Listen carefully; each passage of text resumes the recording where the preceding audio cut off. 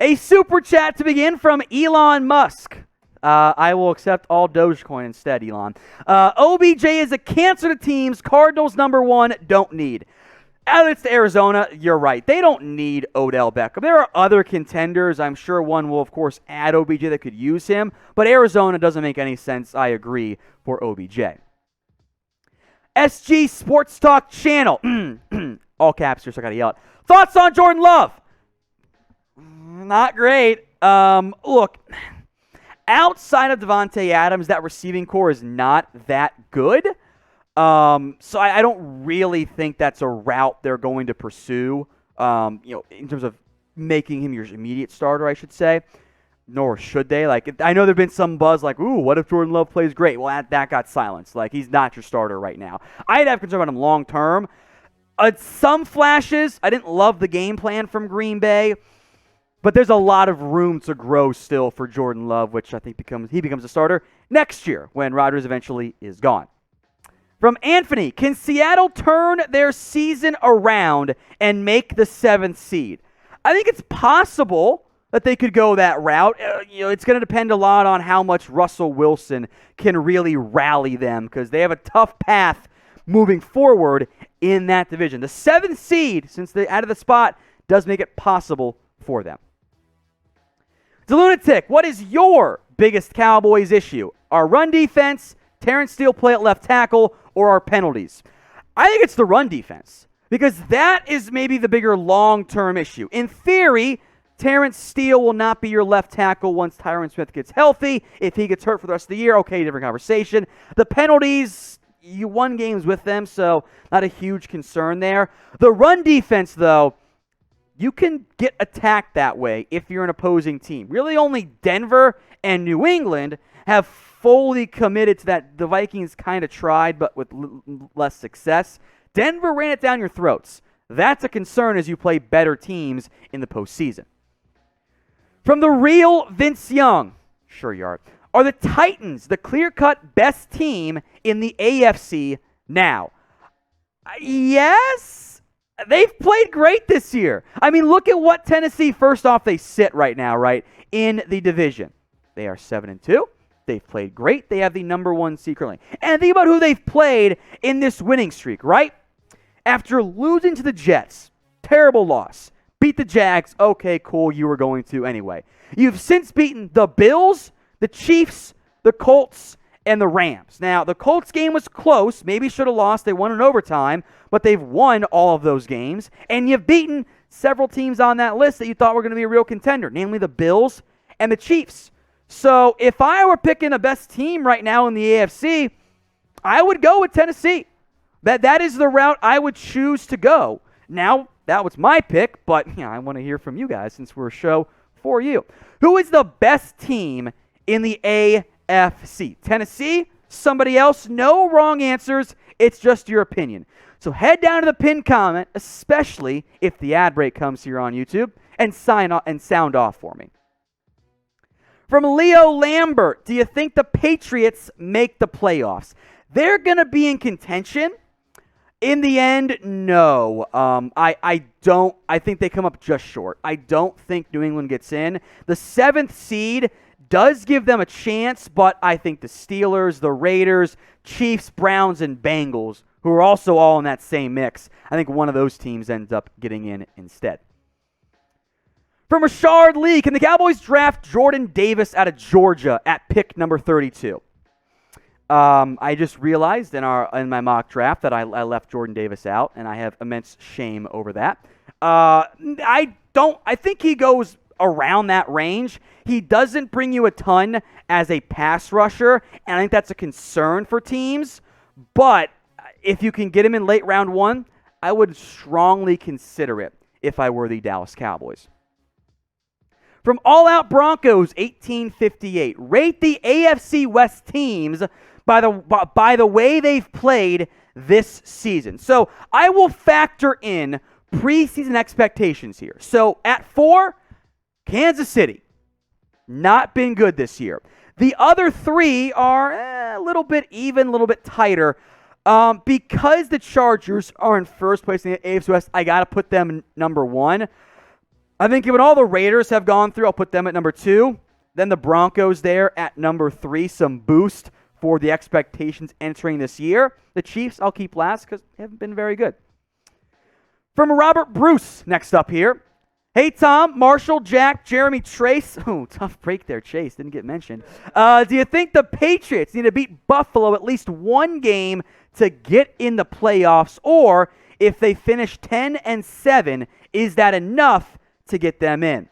I think beating the Bills would be a really big deal. I think this next game for New England has massive implications. Home against the Browns. Then you got the Falcons in Thursday Night Football. You should win that game. But then Titans, Bills, Colts, Bills. The back of the schedule is fairly easy. But of those, that little 4-game quadrant or 5-game quadrant, you got to win 3, maybe 2 if you're lucky. So whether it's Buffalo, Tennessee, the Browns, they got to win at least probably 1 or 2 of those games. From Beast Mode, can the Seahawks still rally to make the playoffs when Russ comes back? All right, we'll hit this kind of similar question again. It's fine. I am intrigued by how Seattle handles this. As things sit right now, when you look at the NFC playoff picture, they are very much on the outside looking in. They sit currently at 3-5. The 7 seed right now is 4-4. So they are only a game back, but that's because of the 7th seed. They have a chance. The schedule's not that easy. I think Seattle could rally down the stretch. I trust Russell Wilson quite a bit in that area. We'll see. I think the way that the other NFC teams have played while Russ was out has been a big boost for Seattle. So what do you think? Will the Seahawks make the playoffs? Get your predictions in for me right now in the comments section. Why for yes or and for no. From Batman, should Miami go after Rodgers or Watson next year? Or wait until 2023 and draft a franchise quarterback? I will operate if you are out on Tua. Also, why does Batman have a mustache? The world must know. If, in this situation, if you're out on Tua, if Deshaun is cleared, there's a lot of ifs already, right? If you're out on Tua, if Watson is cleared, go get him. If he's not, do not touch him.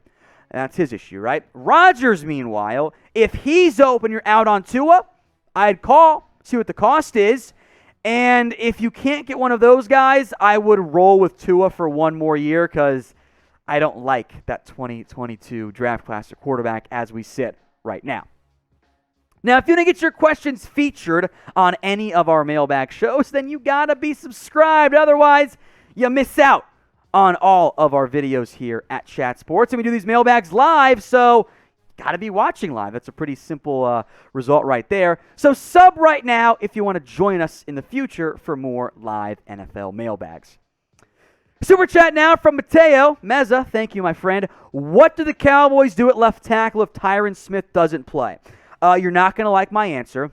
Probably play Terrence Steele again.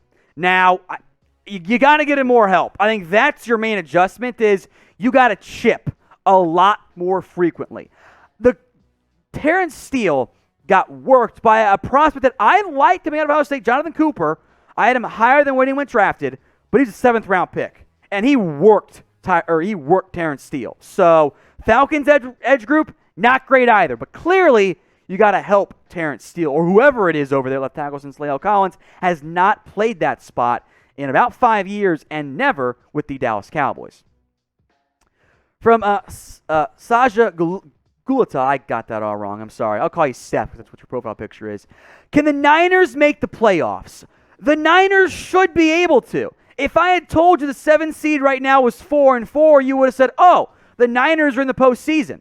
Well, now they sit 3-5, and they couldn't beat Colt McCoy. So, can they? Yes.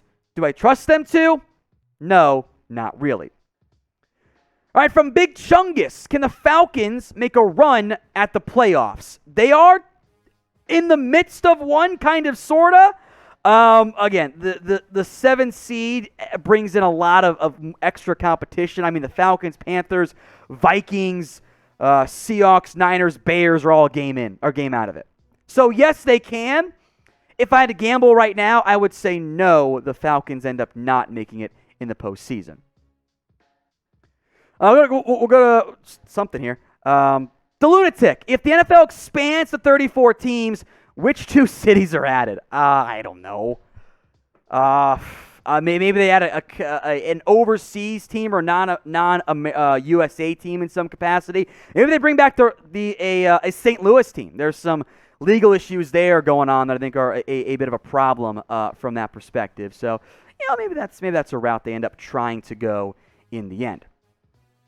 From Riley Gamer, what's the best team in the NFL? The Cardinals they have the best record, and they took it to the Cardinals with a backup quarterback in without DeAndre Hopkins too. I think the Cardinals are the best team right now. From Mark Kearns, as a Bucs fan, I want us to trade for Gardner Minshew to be Brady's successor in the offseason. I don't think Gardner Minshew's that good, guys. He's had a couple great games, almost always in week 1. Beyond that, he hasn't been that good. I think the NFL knew something in terms of why he went for so little in that surprising trade. From Big Chungus, are the Broncos good or are the Cowboys just bad? I would lean towards a little both. I think the Cowboys are a good team.